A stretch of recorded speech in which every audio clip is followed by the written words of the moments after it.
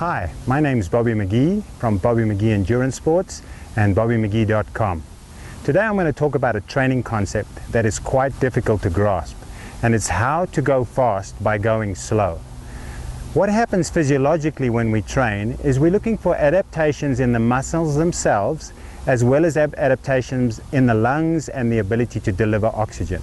And what happens when we go out for a run is all those areas get taxed, and then we recover and they come back stronger. So for example, in our muscles themselves, we have little devices called mitochondria, and they are energy storehouses. And when we run, these energy storehouses not only proliferate, in other words, become more, we gain more of them, but they also increase in size. And so our ability to store energy and then produce energy is increased through training.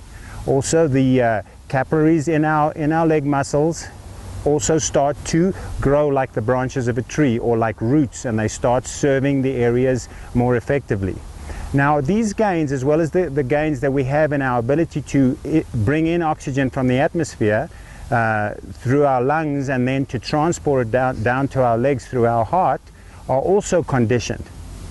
But when we go out there, we bring this competitive mindset to it, and we want to push a little harder, thinking that if we work harder, then we will produce better results.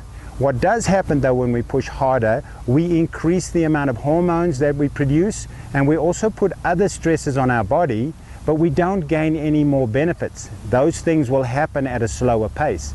And so when we're doing that level of conditioning work, we really want to go as slowly as we possibly can and as comfortably as we possibly can, so that we can come back again tomorrow and the next day and develop consistency without what we call adrenalization, or all these hormonal influences that cause us to be stressed and then can lead to breakdown not only of muscle tissue in the form of injury or in joints and tendons and ligaments, but also in terms of illness. It's very common if we train too hard and too fast too often that we get upper respiratory tract infections.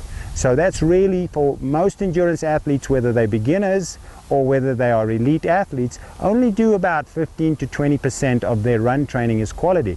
All the rest is easy. All the rest is being able to have an easy conversation, finishing a run feeling really, really comfortable and making it an enjoyable experience. And in that way, we'll gain much, much more fitness. So from a physiological standpoint and from a mental, emotional standpoint, to go slow and to enjoy it and to have fun while you're doing that is what the majority of your training should be.